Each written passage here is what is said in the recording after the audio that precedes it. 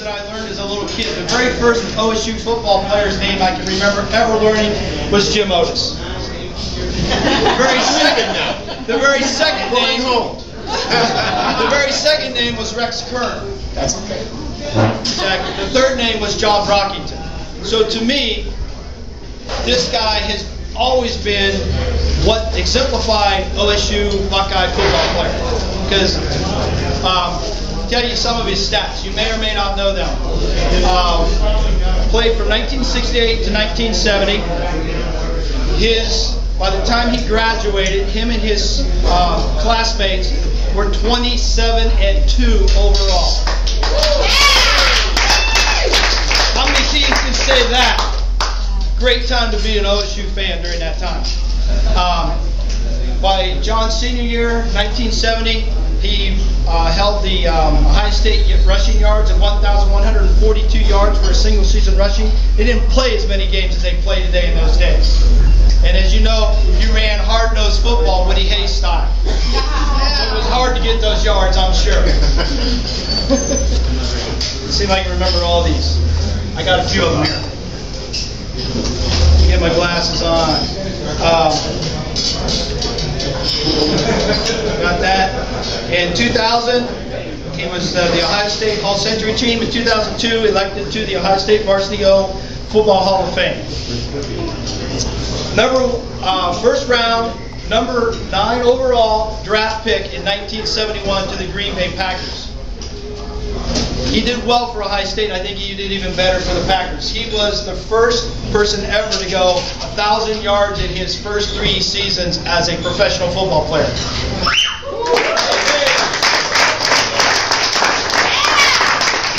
Again, they didn't play 16 games in those days. NFL Offensive Rookie of the Year in 1970, his first year is in professional football. Pro Bowl, his first 3 years, just unbelievable what this guy did. But for me, I look back to my very first away OSU Michigan football game. It's 1969, and I know that's a tough one to fight off. But that was the start of the 10-year war. And we have to tribute anybody that was on the field the day the 10-year war started. And that was this man right here. So he was in the gridiron fighting for the Buckeyes. And to me, that makes you OSU royalty. So without further ado, John Brockington.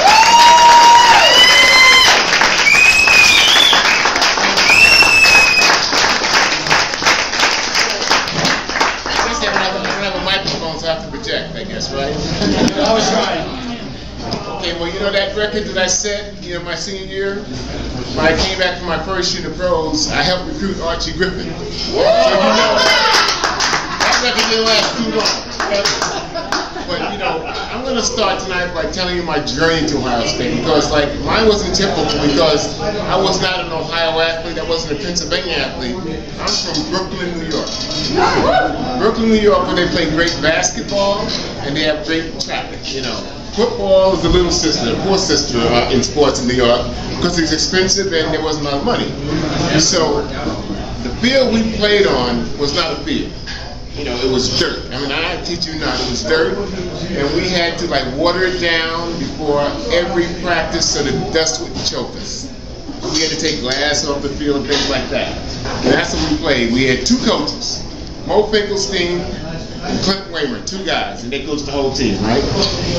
And Mo was tough, and he knew what he wanted to do, and he worked us hard, and he was a good coach, and I guess I played well enough to attract, somebody like Woody Hayes. But the first letter I ever got, my junior year, was from the University of Indiana. And I carried that letter around, I think, for 6 months, because it was unique. You saw that, that letter from the Indiana football team, the coaches and all that business, so it was really exciting. I carried that letter around all the time. But then, Woody called, and he actually showed up at our humble abode. It was really, compared to what they were doing at Ohio State, this was just a joke. It was a little room, it was much smaller than this room right here. And he came to see me, and then we came to my friend's parents' house. My mom wasn't there. And he comes, and I don't know if anybody's ever talked to you about how Woody recruits his football players. He doesn't recruit you. he recruits your parents. You know, once he gets in your house, he almost annoys you. You're just like an afterthought, and he starts talking to the parents, and he starts talking about, you know, if he comes to Ohio State, what kind of education he'll get. And he actually started talking about how Ann didn't have a washing machine, you know, all this stuff, and he put his leg up on the lady's couch, and she got them, you know, taken aback by that. But he just doesn't talk football that much. He just really doesn't. Have you guys read that book 68 yet? Have any of you read that book? Have you ever read the book 68? I was in your class. Oh, were you? Okay, I was going to ask that question. Is anybody in this room was at Ohio State when I was there besides her? Okay. Well, 68 is a book that somebody wrote. It's a great book. You have to get it. It's about the Ohio State football team, the team that started, you know, Ohio State back on the road to glory. Because as you know, or you may not know, in '67 when we were freshmen, those are the days when freshmen didn't play. And Woody Hayes and the whole coaching staff was on the ropes. Did you know that? Any of you know that? It was kind of dicey. And Earl Poose wrote in one of his books, he was one of the coaches, and he said that we had this great class coming in, but we didn't know if we were going to be there to coach them. Because, you know, 67 wasn't our best year. We got, you know, you went to the Purdue game, you saw what that was like. You know, it was like 35-7, they destroyed us. We lost to Arizona. I think we lost to Illinois. You know, so we weren't that good that year, and then we come in, right? And so, and I skipped a little bit because before I got to Ohio State, I'm going to back up a little bit now. Woody recruited me, and I wanted to go, but I had to get my college board scores up. So I had to go to a prep school in Manlius, New York, which is outside Syracuse. Syracuse actually sent me there. I was supposed to go to Syracuse. So, but you know what? You know, they didn't let me know fast enough. And Ohio State said yes, and I was out of there, man. I was in Manlius, New York. I went to a military prep school where it was, you know, it was unbelievable. Everything was military. You had to have split-shine shoes on your feet. You had split-shine shoes under your bed. The bed had to be made a certain way tight. Water flip the whole 9 yards. Taught you discipline. You know, everything had to be just right. And so when I got accepted to Ohio State, the way I went, you know, in Syracuse, and they promised me number 44, but they also promised Jack Tatum number 44. I mean, that was their calling card for running backs in those days. 44. That was the number. Jim Brown wore it, Floyd Little wore it, Ernie Davis wore it. So that for running backs, that was a nice thing to have, right? But off to Columbus I went. Now, when I got to Columbus, I thought that a pig only was the biggest honor on Green Acres. Remember that show, Green Acres? When the guy takes his wife to the city, out of the city, into the country, and all that stuff, you know, city life, Green Acres, here we are. Okay. And when I got to Columbus and I saw some of those hogs out there, I mean, oh my gosh, they were like 600 pounds, and it was just a different life for me because I was a city person. And now I'm in a town, only an hour by flight away from New York, but everything was different. I mean, there's a little twang in the voices, and they were friendly. You know, so they would say, how are you? How's your family? And I'm thinking to myself, mind your business. Why do you learn all that stuff? Because in New York, you don't make eye contact in New York, right? The doors in New York were like steel. You had a peephole, and you had chains, and you had deadbolt locks.